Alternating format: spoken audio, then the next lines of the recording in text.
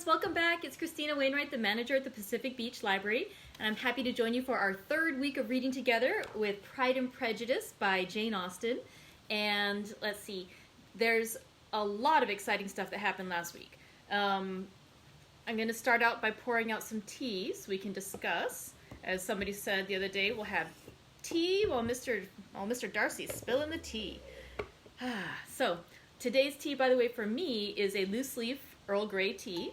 Hi, Jan, good to see you. Sorry. Couldn't resist when I saw her name flash up on the screen. So today's a loose leaf. Oh, I love the scent of Earl Grey. If any of you, by the way, would like to say what tea you're enjoying today, that would be fabulous. This time I didn't sweeten it or add any cream to it, and it's just delightful on its own also, which is a fun thing about tea. You can have it so many different ways. All right, so let's talk a little bit about what happened last week. So yesterday, on Friday, we read chapters 8 through 11 of Volume 2, otherwise chapters 31 through 34 of the entire book. And I feel like a cheater right now. I'm going to get right to the good stuff, but we'll start slow. In Chapter 8 of Volume 2, Mr. Darcy and Colonel Fitzwilliam, Mr. Darcy's cousin, were visiting at Rosings with their aunt, Lady Catherine de Bourgh, and then they were visiting with Elizabeth Bennet and the other party over at the Collins home. And but it seemed to Charlotte Lucas, now Charlotte Collins, that they were seeming to be more interested in visiting with Elizabeth Bennet. And she kind of asked her friend a few times if possibly Mr. Darcy could be flirting with her a little bit, and Elizabeth was like, oh no, no chance, no chance. And things were going pretty well until in Chapter 10, Elizabeth had a discussion with Mr. Colonel Fitzwilliam. And Colonel Fitzwilliam revealed that Mr. Darcy had mentioned that recently he had helped a friend out of a jam, that a friend had been interested in a young lady who was inappropriate for him for some reason, and that he was quite proud of himself for helping to kind of stop that relationship. Now, Elizabeth Bennet, unbeknownst to Colonel Fitzwilliam, is the sister of Jane Bennet, who is the woman that Mr. Bingley was interested in, and Elizabeth now is convinced that Mr. Darcy was actively involved in breaking up that relationship between Mr. Bingley and Jane Bennet. And so Elizabeth is upset at Mr. Darcy about this. And so she goes back home after walking with Colonel Fitzwilliam, and she goes home and she rereads all the letters that she's gotten from Jane since Jane went to visit their aunt in London, and since Elizabeth has been visiting over with Mrs. Collins.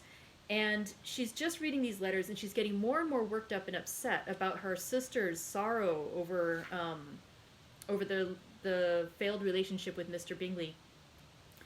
And meanwhile, after she's read these letters and has just gotten herself more and more upset, she hears the doorbell. And she goes out, and again, the rest of the family is visiting Rosings, but she had said she didn't feel well enough to go.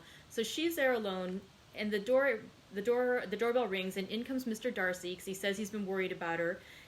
And then he pauses, and then he just says, "In vain have I struggled, it will not do. My feelings will not be repressed. You must allow me to tell you how ardently I admire and love you." Oh, it's a big surprise to her. Honestly, when I read it the first time, it was a big surprise to me, even though there's been a few hints here and there that Mr. Darcy has feelings for Elizabeth Bennet. But we also know that he's been trying to fight those feelings. And so, by the way, that's one little thing I'm curious about too. Whether it's your first time reading it or whether you're rereading it again, can you just harken back to your first time? Was it a surprise to you when Mr. Darcy proposed to Elizabeth? Because it was a surprise to me, I'm not going to lie. I'm just curious if you guys were expecting it, or if it was almost as much a surprise to you as it was perhaps to Elizabeth Bennet. So when Elizabeth, the way she receives it is she's quite shocked, and then Mr. Darcy unfortunately doesn't help his case by going on and on about how he loves her despite all the things that have bothered him about her, and that concerned him about his friend marrying her sister. Basically, that his sense of her inferiority, of its being a degradation. So her family is so far beneath his that it is actually an obstacle that he had to overcome in order to be willing to express his feelings for her. So again, he gets her hackles more and more up during this whole sad proposal. And eventually she just tells him, no, I'm not interested in you, and I wouldn't have been interested in you no matter what. You broke up my sister with Mr. Bingley. You were also really terrible to Mr. Wickham, whom I have respect for. And I have basically, from the very beginning, from the first moment, I may almost say, of my acquaintance with you, your manners impressing me with the fullest belief of your arrogance, your conceit, and your selfish disdain of the feelings of others were such as to form that groundwork of disapprobation on which succeeding events have built so immovable a dislike. And I had not known you a month before I felt that you were the last man in the world whom I could ever be prevailed on to marry. Whew! Elizabeth is not coy about refusing her request for marriage, either from Mr. Collins or from now Mr. Darcy. So I'm just curious to know your thoughts on it. If you were as surprised by I was, or if you just, what your thoughts are on that engagement, or sorry, proposal. And so again, Elizabeth very strongly shoots him down. And that's where we ended with chapter 11 on Friday. So let's continue. Today we're going to read chapters 12 through 15 of volume 2, which are within our book are chapters 35 through 38 if you're doing the other numeration. Okay. I skimmed ahead a little bit before today, but I'm so excited to read the whole thing together because, yeah, this is exciting now. It was exciting before, but it's even more exciting now.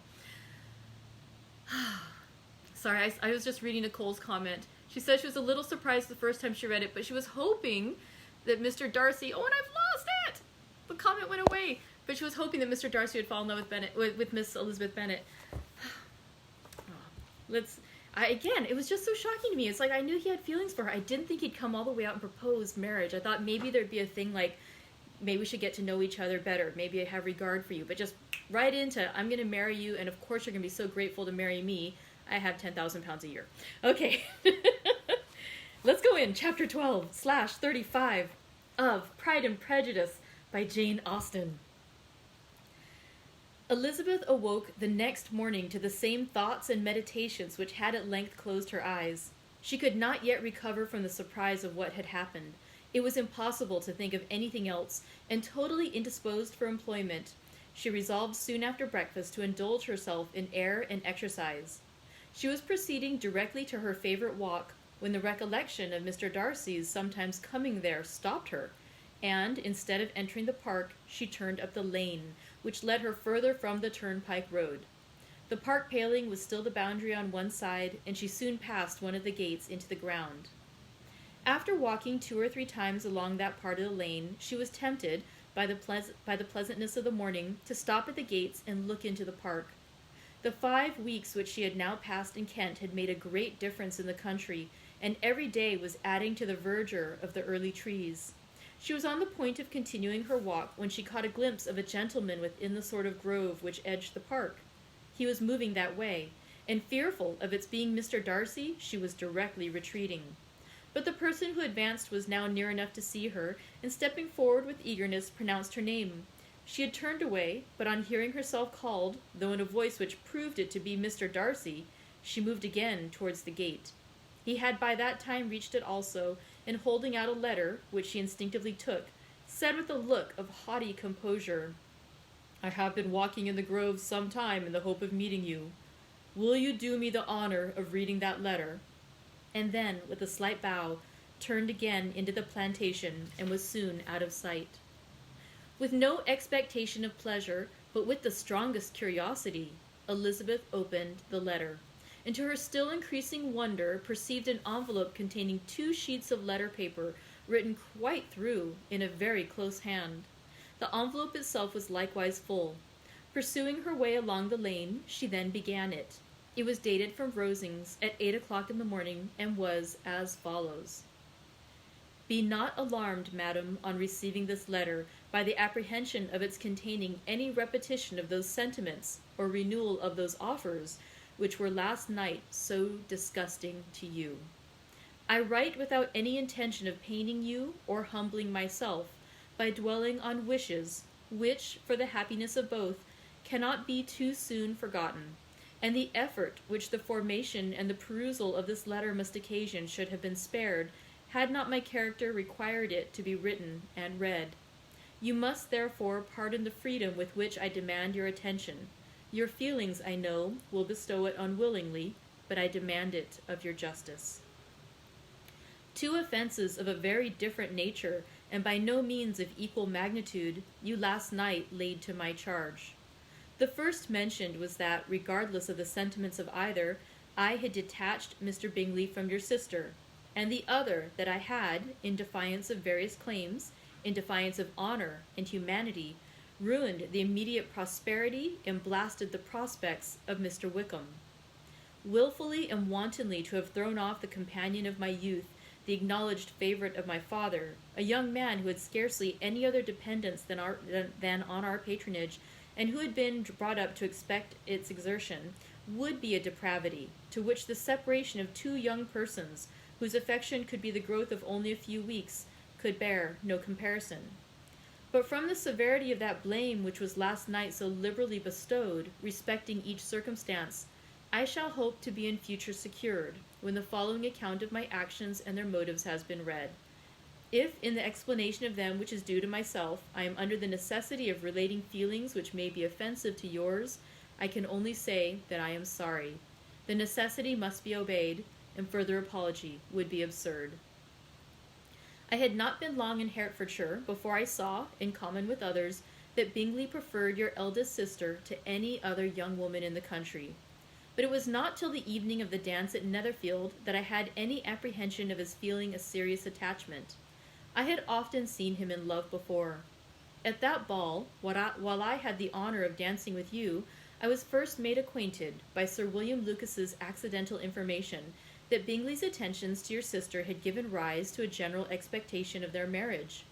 He spoke of it as a certain event, of which the time alone could be undecided. From that moment I observed my friend's behavior attentively, and I could then perceive that his partiality for Miss Bennet was beyond what I had ever witnessed in him. Your sister I also watched. Her look and manners were open, cheerful, and engaging as ever, but without any symptom of peculiar regard, and I remained convinced from the evening scrutiny that though she received his attentions with pleasure, she did not invite them by any participation of sentiment. If you have not been mistaken here, I must have been in an error. Your superior knowledge of your sister must make the latter probable. If it be so, if I have been misled by such error to inflict pain on her, your resentment has not been unreasonable. But I shall not scruple to assert that the serenity of your sister's countenance and air was such as might have given the most acute observer a conviction that, however amiable her temper, her heart was not likely to be easily touched. That I was desirous of believing her indifferent is certain, but I will venture to say that my investigations and decisions are not usually influenced by my hopes and fears. I did not believe her to be indifferent because I wished it. I believed it on impartial conviction, as truly as I wished it in reason. My objections to the marriage were not merely those which I last night acknowledged to have required the utmost force of passion to put aside in my own case. The want of connection could not be so great an evil to my friend as to me, but there were other causes of repugnance, causes which, though still existing, and existing to an equal degree in both instances, I had myself endeavored to forget, because they were not immediately before me. These causes must be stated, though briefly. The situation of your mother's family, though objectionable, was nothing in comparison to that total want of propriety so frequently, so almost uniformly betrayed by herself, by your 3 younger sisters, and occasionally even by your father. Pardon me. It pains me to offend you, but amidst your concern for the defects of your nearest relations, and your displeasure at this representation of them, let it give you consolation to consider that, to have conducted yourselves so as to avoid any share of the like censure, is praise no less generally bestowed on you and your older sister, than it is honorable to the sense and disposition of both.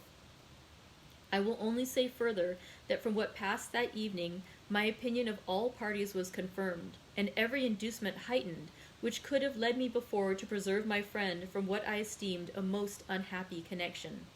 He left Netherfield for London on the day following, as you, I am certain, remember, with the design of soon returning. The part which I acted is now to be explained. His sister's uneasiness had been equally excited with my own. Our coincidence of feeling was soon discovered, and, alike sensible that no time was to be lost in detaching their brother, we shortly resolved on joining him directly in London. We accordingly went, and there I readily engaged in the office of pointing out to my friend the certain evils of such a choice. I described and enforced them earnestly. But however this remonstrance might have staggered or delayed his determination, I do not suppose that it would ultimately have prevented the marriage, had it not been seconded by the assurance which I hesitated not in giving of your sister's indifference. He had before believed her to return his affection with sincere, if not with equal regard. But Bingley has great natural modesty, with a stronger dependence on my judgment than on his own. To convince him, therefore, that he deceived himself was no very difficult point. To persuade him against returning into Hertfordshire when that conviction had been given was scarcely the work of a moment. I cannot blame myself for having done thus much. There is but one part of my conduct in the whole affair on which I do not reflect with satisfaction. It is that I condescended to adopt the measures of art so far as to conceal from him your sister's being in town. I knew it myself, as it was known to Miss Bingley, but her brother is even yet ignorant of it. That they might have met without ill consequence is perhaps probable, but his regard did not appear to me enough extinguished for him to see her without some danger. Perhaps this concealment, this disguise, was beneath me. It is done, however, and it was done for the best. On this subject I have nothing more to say, no other apology to offer. If I have wounded your sister's feelings, it was unknowingly done, and though the motives which governed me may to you very naturally appear insufficient, I have not yet learned to condemn them. With respect to that other, more weighty accusation of having injured Mr. Wickham, I can only refute it by laying before you the whole of his connection with my family. Of what he has particularly accused me I am ignorant, but of the truth of what I shall relate, I can summon more than one witness of undoubted veracity. Mr. Wickham is the son of a very respectable man, who had for many years the management of all the Pemberley estates, and whose good conduct in the discharge of his trust naturally inclined my father to be of service to him, and on George Wickham, who was his godson, his kindness was therefore liberally bestowed. My father supported him at school, and afterwards at Cambridge, most important assistance, as his own father, always poor from the extravagance of his wife, would have been unable to give him a gentleman's education. My father was not only fond of this young man's society, whose manners were always engaging, he had also the highest opinion of him, and hoping the church would be his profession, intended to provide for him in it. As for myself, it is many, many years since I first began to think of him in a very different manner. The vicious propensities, the want of principle, which he was careful to guard from the knowledge of his best friend, could not escape the observation of a young man of nearly the same age with himself, and who had opportunities of seeing him in unguarded moments which Mr. Darcy could not have. Here again I shall give you pain, to what degree you only can tell. But whatever may be the sentiments which Mr. Wickham has created, a suspicion of their nature shall not prevent me from unfolding his real character. It adds even another motive. My excellent father died about 5 years ago, and his attachment to Mr. Wickham was to the last so steady that in his will he particularly recommended it to me to promote his advancement in the best manner that his profession might allow, and if he took orders, desired that a valuable family living might be his as soon as it became vacant. There was also a legacy of £1,000.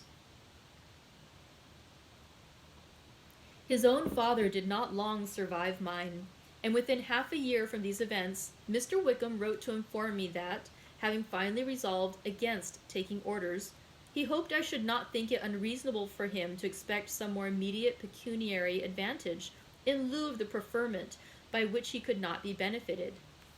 He had some intention, he added, of studying the law, and I must be aware that the interest of £1,000 would be a very insufficient support therein. I rather wished than believed him to be sincere, but at any rate was perfectly ready to accede to his proposal. I knew that Mr. Wickham ought not to be a clergyman. The business was therefore soon settled. He resigned all claim to assistance in the church, were it possible that he could ever be in a situation to receive it, and accepted in return £3,000. All connection between us seemed now dissolved. I thought too ill of him to invite him to Pemberley or admit his society in town. In town, I believe, he chiefly lived, but his studying the law was a mere pretense, and being now free from all restraint, his life was a life of idleness and dissipation. For about 3 years I heard little of him, but on the decease of the incumbent of the living, which had been designed for him, he applied to me again by letter for the presentation. His circumstances, he assured me, and I had no difficulty in believing it, were exceedingly bad.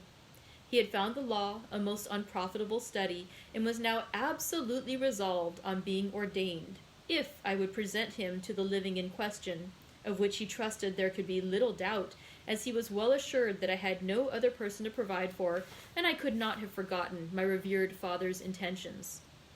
You will hardly blame me for refusing to comply with this entreaty, or for resisting every repetition of it.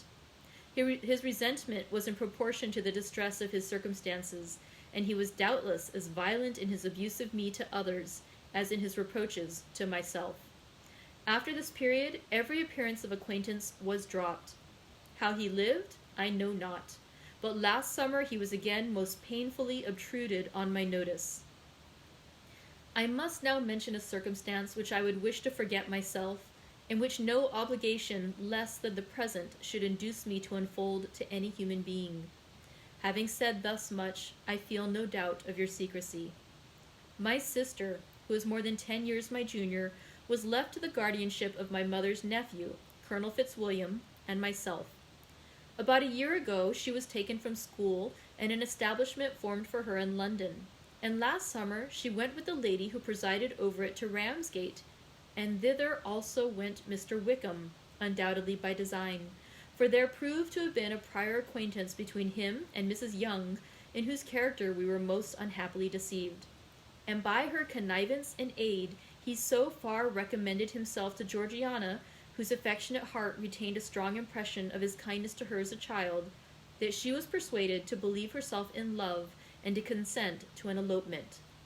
She was then but 15, which must be her excuse, and after stating her imprudence, I am happy to add that I owed the knowledge of it to herself. I joined them unexpectedly a day or two before the intended elopement, and then Georgiana, unable to support the idea of grieving and offending a brother whom she almost looked up to as a father, acknowledged the whole to me. You may imagine what I felt and how I acted. Regard for my sister's credit and feelings prevented any public exposure, but I wrote to Mr. Wickham, who left the place immediately, and Mrs. Young was of course removed from her charge. Mr. Wickham's chief object was undoubtedly my sister's fortune, which is £30,000, but I cannot help supposing that the hope of revenging himself on me was a strong inducement. His revenge would have been complete indeed. This, madam, is a faithful narrative of every event in which we have been concerned together, and if you do not absolutely reject it as false, you will, I hope, acquit me henceforth of cruelty towards Mr. Wickham. I know not in what manner, under what form of falsehood he has imposed on you, but his success is not perhaps to be wondered at, ignorant as you previously were of everything concerning either. Detection could not be in your power, and suspicion certainly not in your inclination. You may possibly wonder why all this was not told you last night, but I was not then master enough of myself to know what could or ought to be revealed. For the truth of everything here related, I can appeal more particularly to the testimony of Colonel Fitzwilliam, who from our near relationship and constant intimacy, and still more as one of the executors of my father's will, has been unavoidably acquainted with every particular of these transactions. If your abhorrence of me should make my assertions valueless, you cannot be prevented by the same cause from confiding in my cousin, and that there may be the possibility of consulting him, I shall endeavor to find some opportunity of putting this letter in your hands in the course of the morning. I will only add, God bless you. Fitzwilliam Darcy. And now, Chapter 13 of Volume 2, or Chapter 36 of Pride and Prejudice. If Elizabeth, when Mr. Darcy gave her the letter, did not expect it to contain a renewal of his offers, she had formed no expectation at all of its contents. But such as they were, it may be well supposed how eagerly she went through them, and what a contrariety of emotions they excited. Her feelings as she read were scarcely to be defined. With amazement did she first understand that he believed any apology to be in his power, and steadfastly was she persuaded that he could have no explanation to give, which a just sense of shame would not conceal. With a strong prejudice against everything he might say, she began his account of what had happened at Netherfield. She read with an eagerness which hardly left her power of comprehension, and from impatience of knowing what the next sentence might bring, was incapable of attending to the sense of the one before her eyes. His belief of her sister's insensibility she instantly resolved to be false, and his account of the real and the worst objections to the match made her too angry to have any wish of doing him justice. He expressed no regret for what he had done which satisfied her. His style was not penitent, but haughty. It was all pride and insolence. But when this subject was succeeded by his account of Mr. Wickham, when she read with somewhat clearer attention a relation of events which, if true, must overthrow every cherished opinion of his worth, and which bore so alarmingly an affinity to his own history of himself, her feelings were yet more acutely painful and more difficult of definition. Astonishment, apprehension, and even horror oppressed her. She wished to discredit it entirely, repeatedly exclaiming, "This must be false! This cannot be! This must be the grossest falsehood!" And when she had gone through the whole letter, though scarcely knowing anything of the last page or two, put it hastily away, protesting that she would not regard it, that she would never look at it again. In this perturbed state of mind, with thoughts that could rest on nothing, she walked on. But it would not do. In half a minute the letter was unfolded again, and collecting herself as well as she could, she again began the mortifying perusal of all that related to Wickham, and commanded herself so far as to examine the meaning of every sentence. The account of his connection with the Pemberley family was exactly that he had related himself, and the kindness of the late Mr. Darcy, though she had not before known its extent, agreed equally well with his own words. So far each recital confirmed the other, but when she came to the will, the difference was great. What Wickham had said of the living was fresh in her memory, and as she recalled his very words, it was impossible not to feel that there was gross duplicity on one side or the other, and for a few moments she flattered herself that her wishes did not err. But when she read and reread with the closest attention the particulars immediately following of Wickham's resigning all pretensions to the living, of receiving in lieu so considerable a sum as £3,000, again was she forced to hesitate. She put down the letter, weighed every circumstance with what she meant to be impartiality,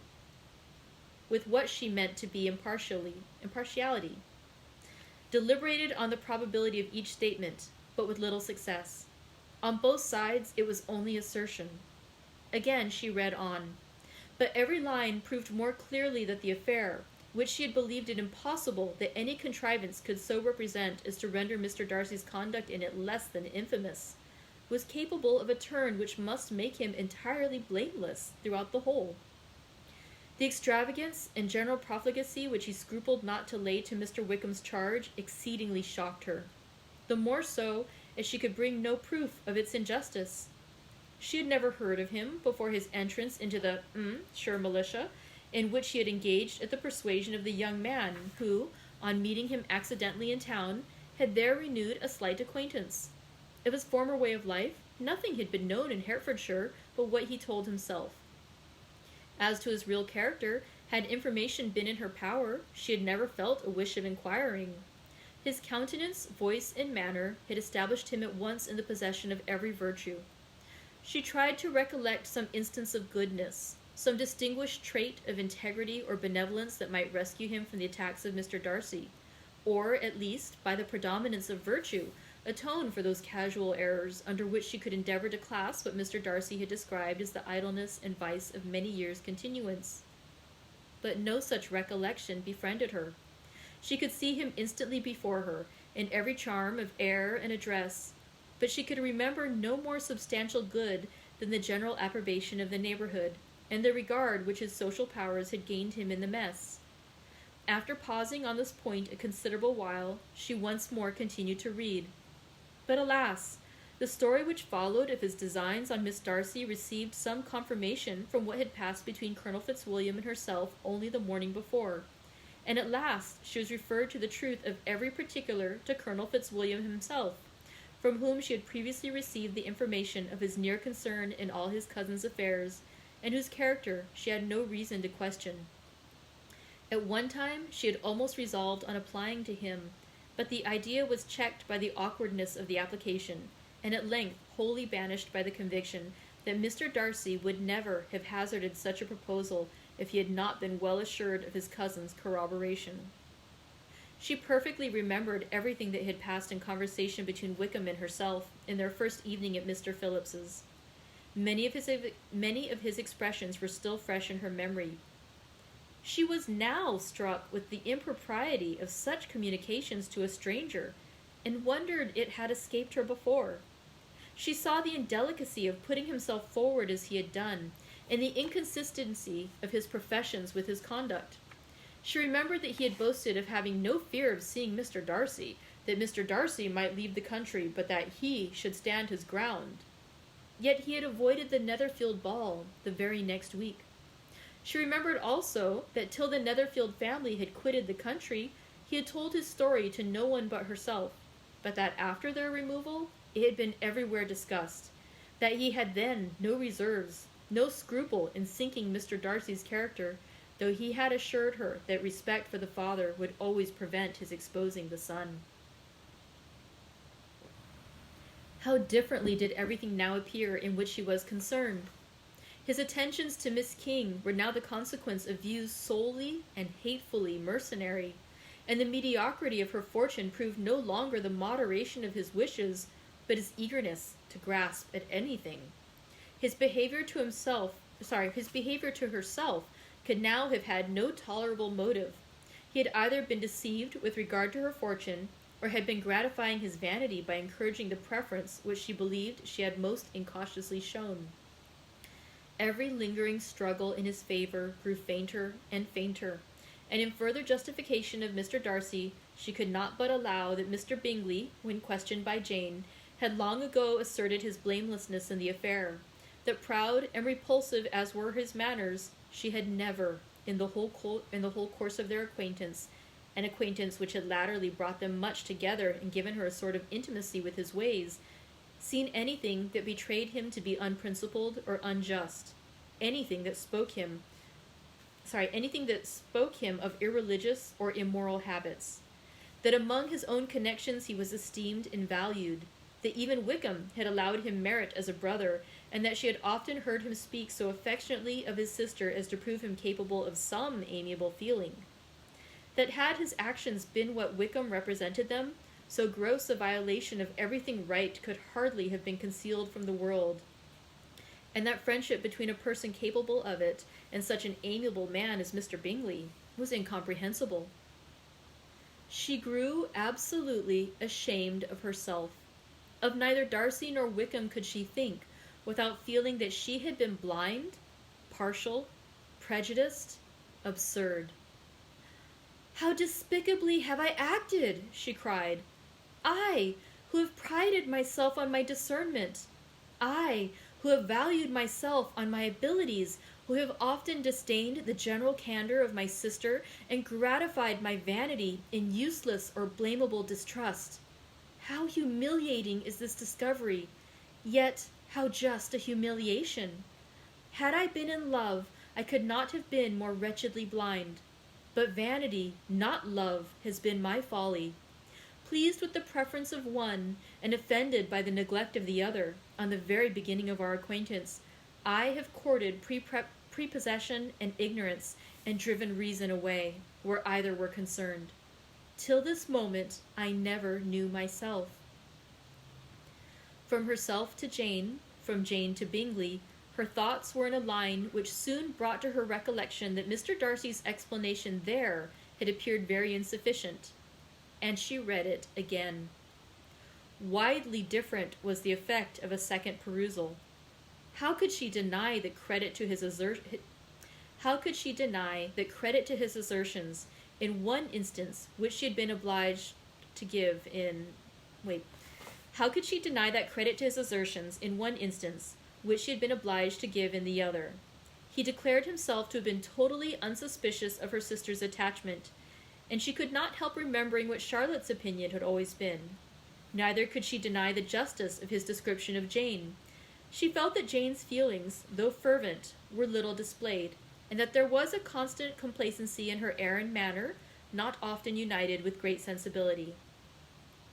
When she came to that part of the letter in which her family were mentioned, in terms of such mortifying, yet merited reproach, her sense of shame was severe.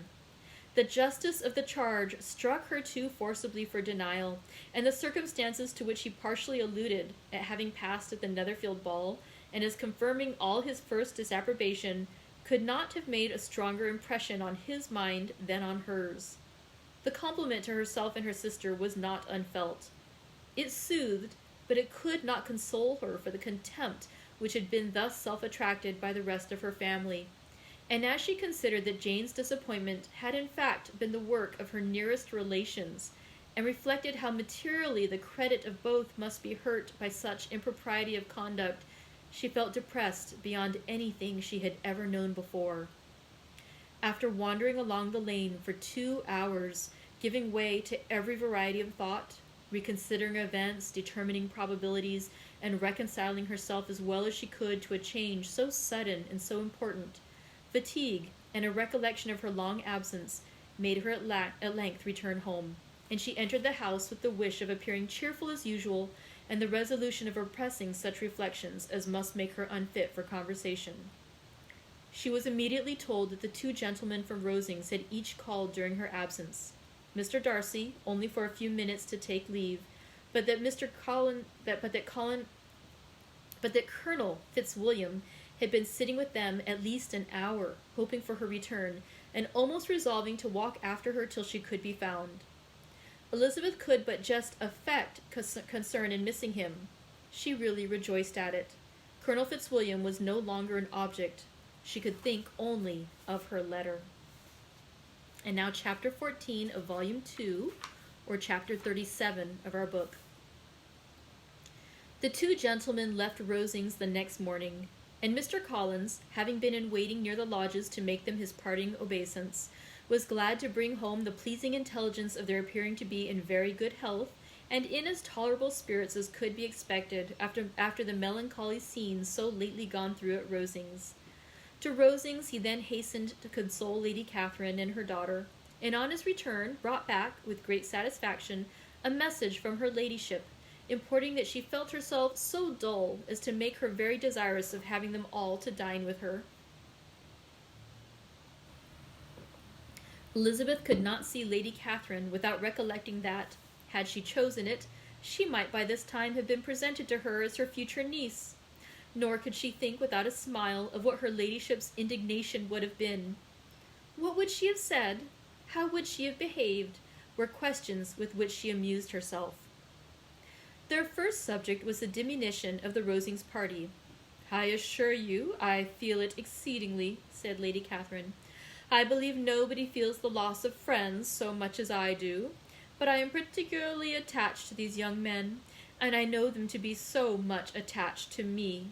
They were excessively sorry to go, but so they always are.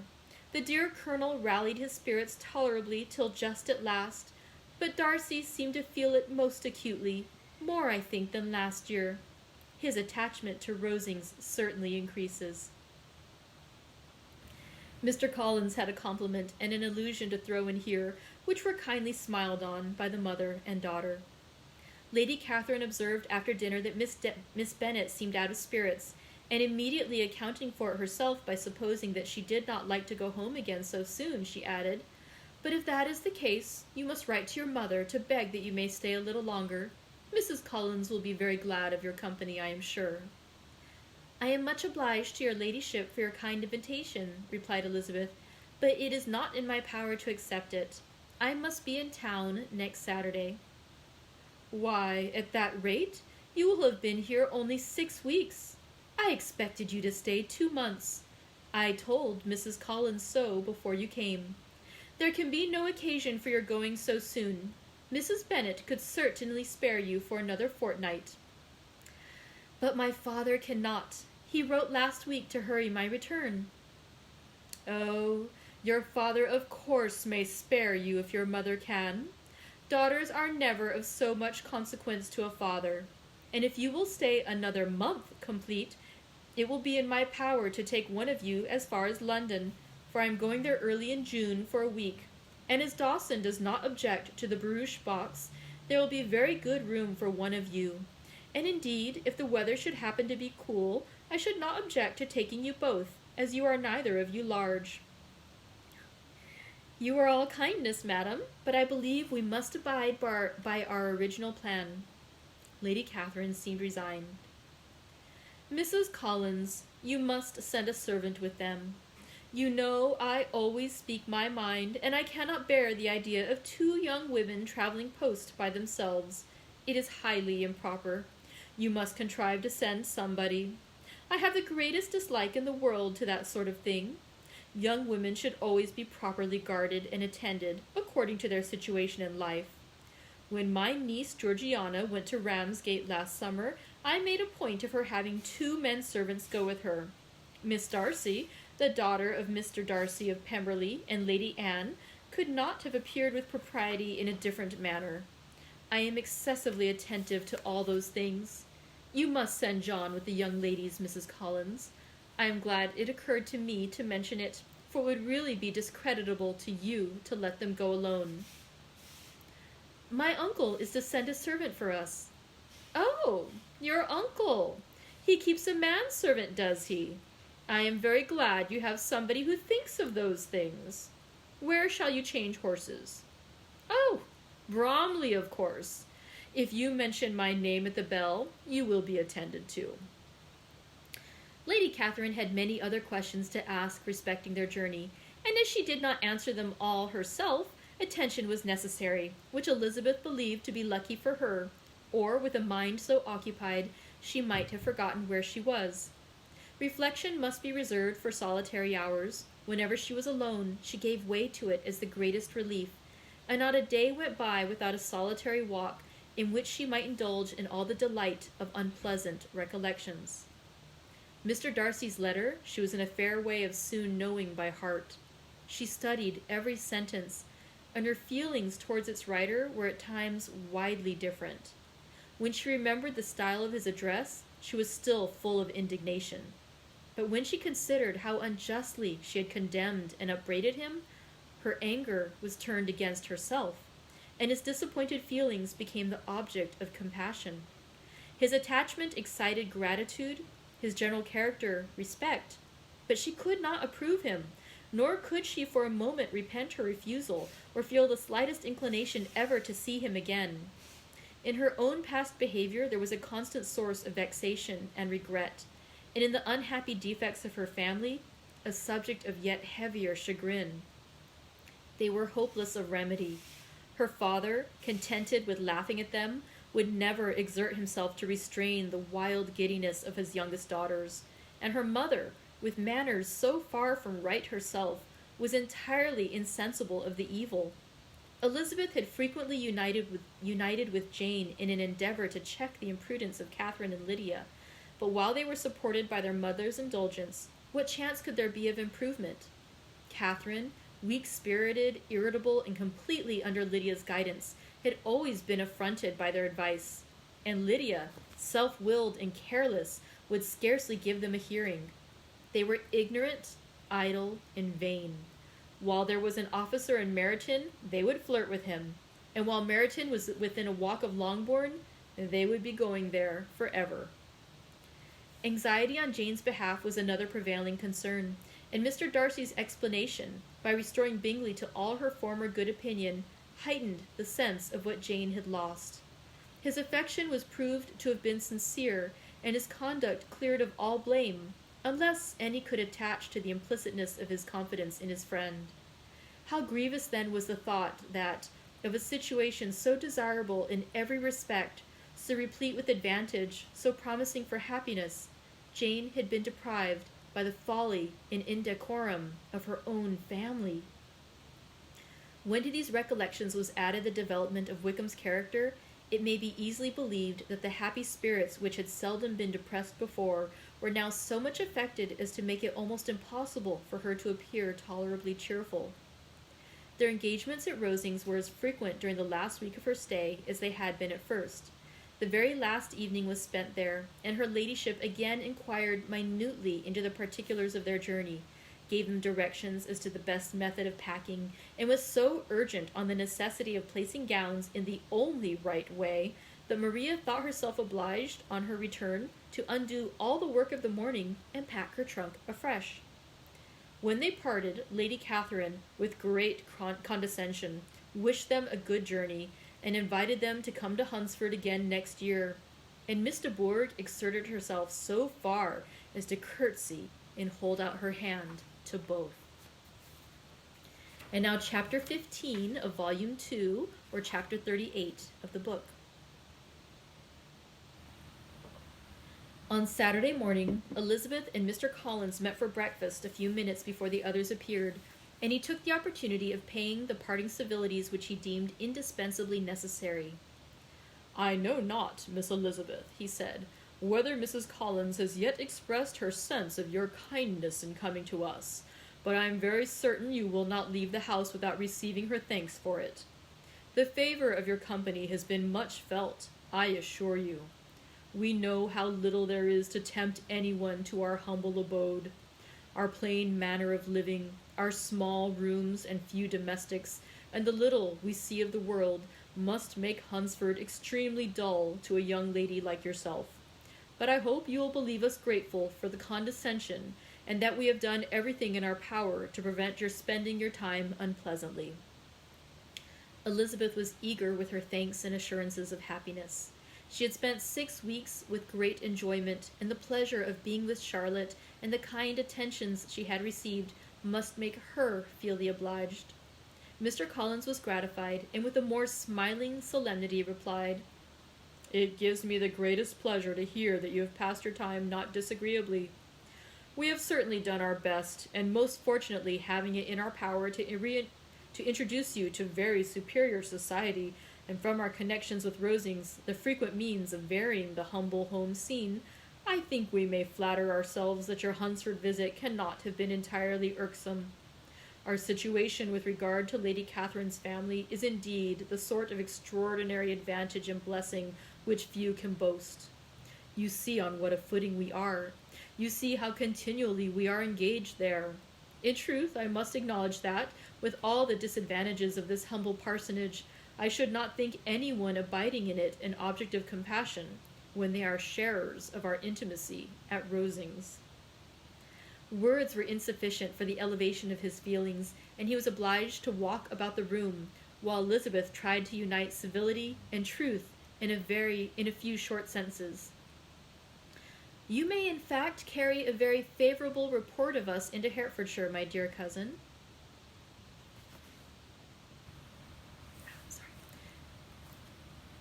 "You may in fact carry a very favorable report of us into Hertfordshire, my dear cousin. I flatter myself at least that you will be able to do so. Lady Catherine's great attentions to Mrs. Collins you have been a daily witness of, and altogether, I trust, it does not appear that your friend has drawn an unfortunate, but on this case it will be as well to be silent.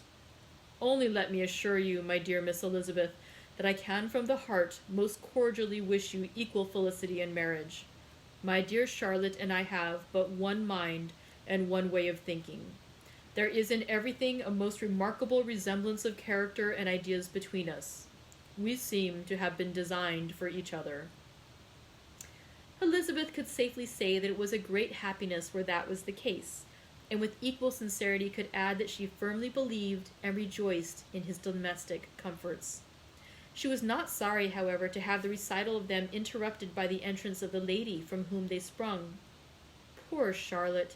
It was melancholy to leave her to such society, but she had chosen it with her eyes open, and though evidently regretting that her visitors were to go, she did not seem to ask for compassion. Her home and her housekeeping, her parish and her poultry, and all their dependent concerns had not yet lost their charms.